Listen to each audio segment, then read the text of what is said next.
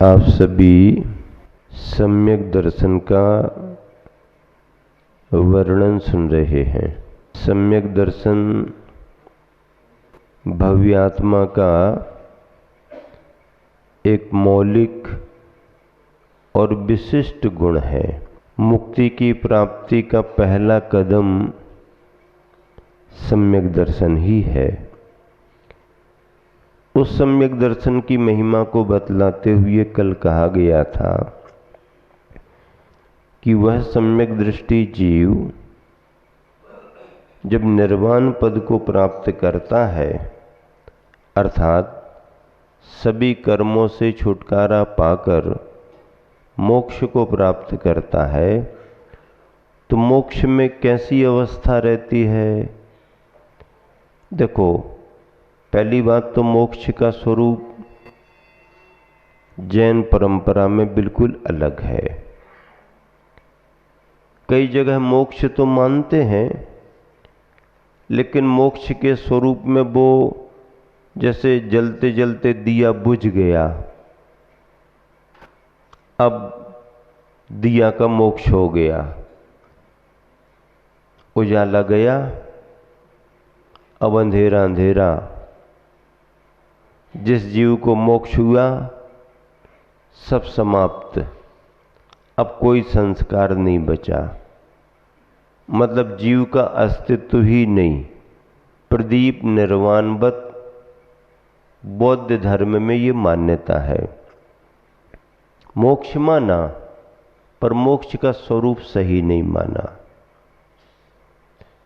अन्य मत मतांतरों में भी मोक्ष मानते हैं, पर मोक्ष के स्वरूप में भिन्नता है। अपने यहाँ पर ये कहा गया कि जिस जीव को भी मोक्ष होता है तो उस जीव के साथ जुड़े हुए विभाव भाव समाप्त होते हैं, अर्थात राग द्वेष खत्म होते हैं, मोह का संस्कार खत्म होता है। उन मोह और राग द्वेष के कारण जो कर्म बंधे थे वो कर्म भी समाप्त होते हैं, और उन कर्मों से जो शरीर मिला था वो शरीर भी समाप्त हो जाता। इसका मतलब ये हो गया कि जो बाहर से आया था वो निकल गया, अब अपना अपना प्योर शुद्ध तत्व बचा रहा। जैसे कपड़े में मैल लग गया, शाइनिंग खत्म हो गई, उसका ओरिजिनल कलर जैसा समझ में ही नहीं आ रहा। अब ख्याल गया, आपने साबुन पानी का प्रयोग किया, अब स्थिति क्या बनेगी उस कपड़े की? जो बाहर से मैल धूल धक्कड़ अचरा कचरा कपड़े में चिपक गया था, जिसने आकर के कपड़े के ओरिजिनल स्वभाव को दबा दिया, अब वो साबुन पानी से क्या होगा? निकल गया निकल गया निकल गया। साबुन पानी से मैल जाता है, कपड़ा ज्यों का त्यों बना रहता है, कपड़े का अस्तित्व बना रहता है। ऐसे ही ध्यान करने से विभाव जो बाहर से आए, राग द्वेष तो मूल कर्म अपने ही अंदर के थे, उन राग द्वेष के कारण मोह के कारण बाहर के कर्म आए, बाहर के कर्म के कारण शरीर नौ कर्म मिला, तो नौ कर्म भी गया, कर्म भी गए और भाव राग द्वेष भी गए। फिर क्या बचा? केवल शुद्ध आत्म तत्व और आत्मा के अंदर से उद्घाटित सभी स्वाभाविक गुण। इन गुणों के साथ अपने आत्म अस्तित्व से सिद्ध परमात्मा मोक्ष सिद्धालय में विराजमान रहते हैं। इस जैन परंपरा में मुक्ति प्राप्त सिद्धों के मोक्ष का स्वरूप है। अस्तित्व हमारा ज्यों का त्यों बना रहता है, विभाव विकार बाहर का सब समाप्त हो जाता है। इस तरह से मोक्ष। अब मोक्ष में क्या नहीं होता है? मोक्ष में फिर वृद्धावस्था नहीं आती है, किसी तरह के रोग नहीं आते। कल कहा गया था रोग क्यों नहीं आते, क्योंकि शरीर ही नहीं है। फिर किसी बात का क्षरण नहीं होता है, जिनका क्षरण हो सकता वो सब निकल चुके हैं, क्षय से रहित है। आत्मा फिर अविनाशी रहेगी, बाधाओं से रहित है, कोई किसी प्रकार की बाधा वह नहीं आ सकती। बाधा किनको आती है? जिन जीवों के साथ शरीर जुड़ा हुआ है उन जीवों को बाधा आती है। सिद्ध भगवान शरीरातीत हैं, बाधाओं से रहते हैं, उनको शोक नहीं, किसी प्रकार की उनको चिंता नहीं, भय भी उनको नहीं, शंका भी उनको नहीं, और उत्कृष्ट सुख और ज्ञान के वैभव से सहित उत्कृष्ट ज्ञान उनके पास है, उत्कृष्ट सुख उनके पास है। फिर विमल द्रव्य कर्म, भाव कर्म आदि आदि 9 कर्मों से रहित निर्मल विमल, ऐसे मोक्ष को प्राप्त वो सम्यक दृष्टि होता है जो सिद्ध बनता है। अगला श्लोक है 41वें नंबर का, उच्चारण के लिए तैयार रहें। सम्यक दर्शन के प्रकरण का उपसंहार कर रहे हैं। पहले अधिकार में सम्यक दर्शन की सांगोपांग व्याख्या हुई और जो कथन किया उसी का उपसंहार अब बता रहे हैं। ये लय अब बदल गई, अब बसंत तिल का छंद आ गया। भक्तांबर के श्लोक जैसे पढ़ते ना लय में, ऐसे देवेंद्र चक्र महिमान ममेय मानम,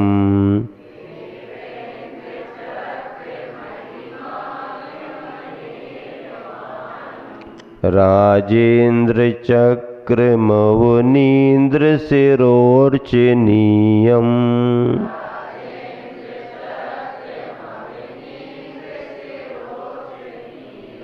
धर्मेंद्र चक्र मधिरीकृत सर्वलोकम,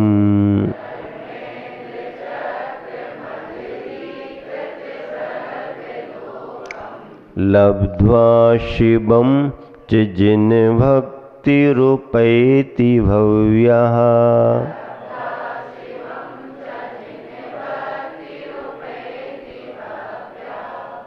हाँ देखो क्या है, जिन भक्ति ही, जिनेंद्र भगवान का भक्त, जिनेंद्र भगवान की भक्ति करने वाला, भव्यः, भव्य यानी सम्यक दृष्टि पुरुष, अमेय मानम, अमेय मानम, मेय मानम ना, परिमित ना, अपरिमित, मान प्रतिष्ठा ज्ञान से सहित, मानम प्रमाणम ज्ञानम, अमेयम अपरिमित प्रतिष्ठा अथवा ज्ञान से सहित, केवल ज्ञान से सहित।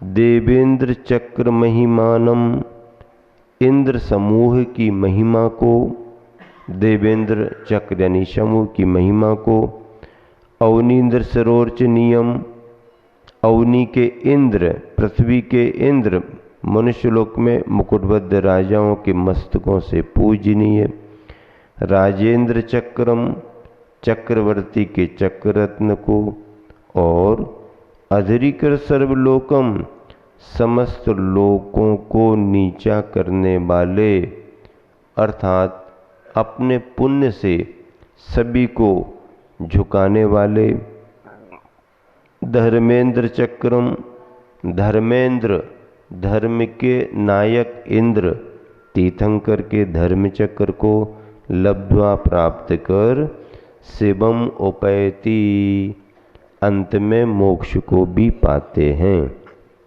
भावार्थ, जिनेंद्र भगवान में भक्ति रखने वाला भव्य सम्यक दृष्टि देवेंद्रों के समूह की अपरिमित महिमा को, राजाओं द्वारा नमस्कृत चक्रवर्तियों के चक्ररत्न को तथा समस्त लोक को अपना उपासक बनाने वाले धर्मेंद्र अर्थात तीर्थंकर के पद को उपलब्ध कर, प्राप्त कर, शिव पद को प्राप्त करता है, मुक्ति को प्राप्त करता है।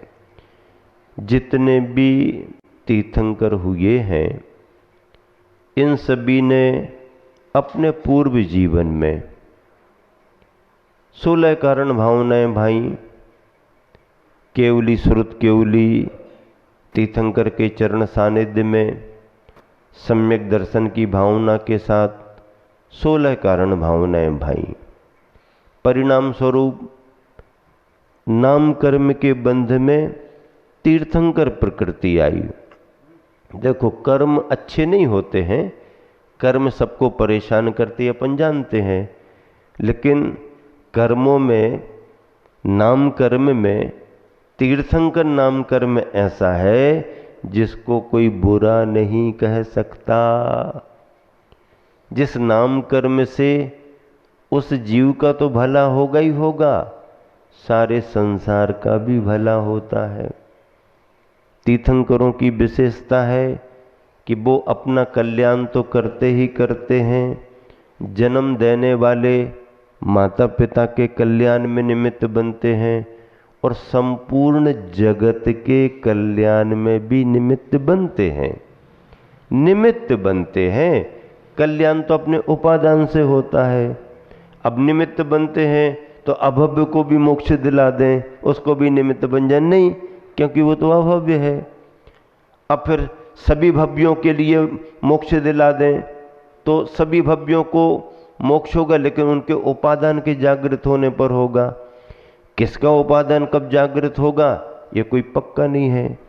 कोई जरा में जाग जाता है, कोई थोड़ा समय लगा के जागता है, कोई और ज़्यादा समय लेता है, कोई पूरा समय लेने के बाद भी नहीं जागता है। तो वैराग्य आने की उम्र कोई निश्चित है क्या?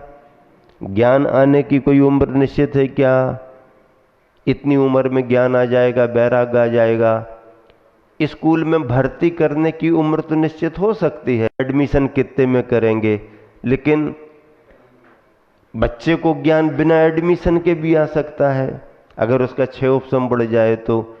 और एडमिशन होने के बाद भी को ज्ञान ना आए अगर मंद बुद्धि है तो।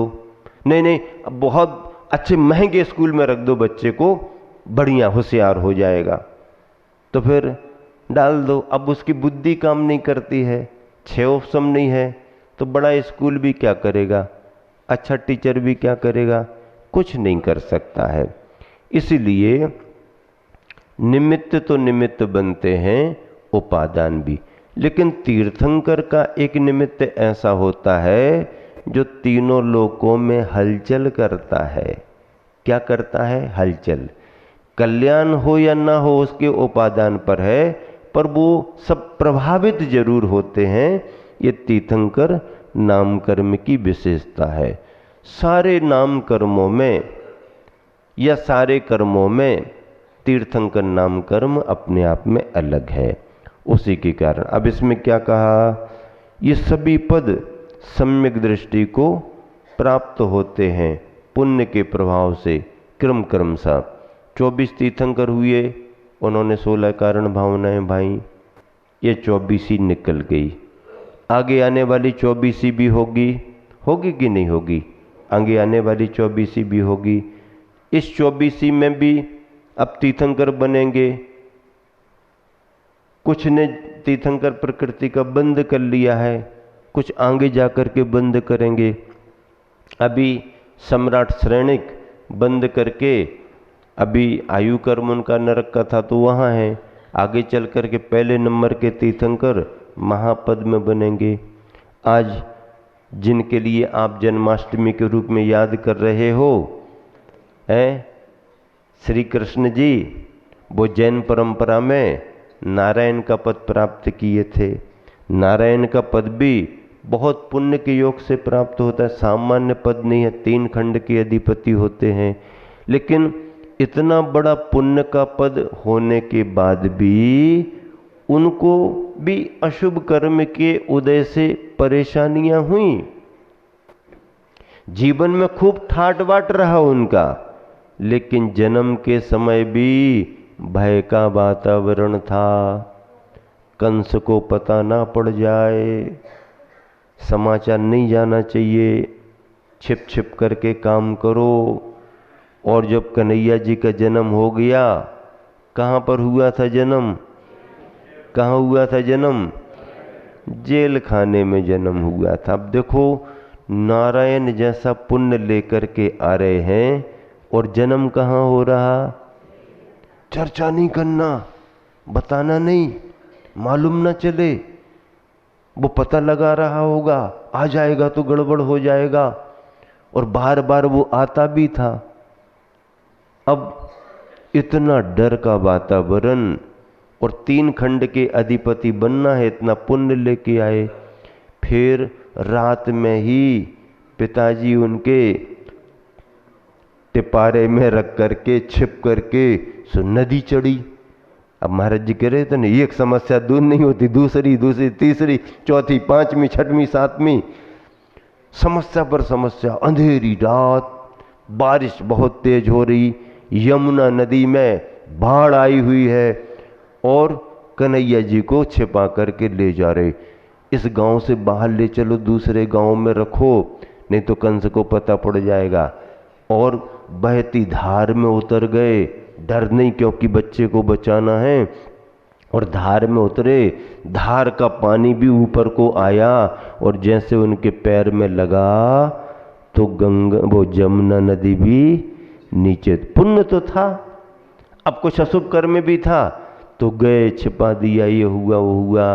पूरा जीवन ठाट बाट से निकला, अच्छे से निकला, लेकिन आखिरी समय आया तो फिर कोई नहीं।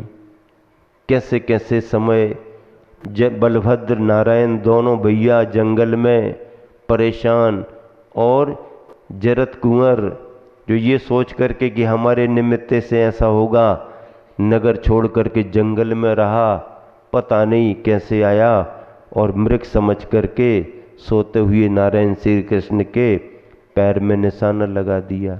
ये स्थिति बनी किन के साथ?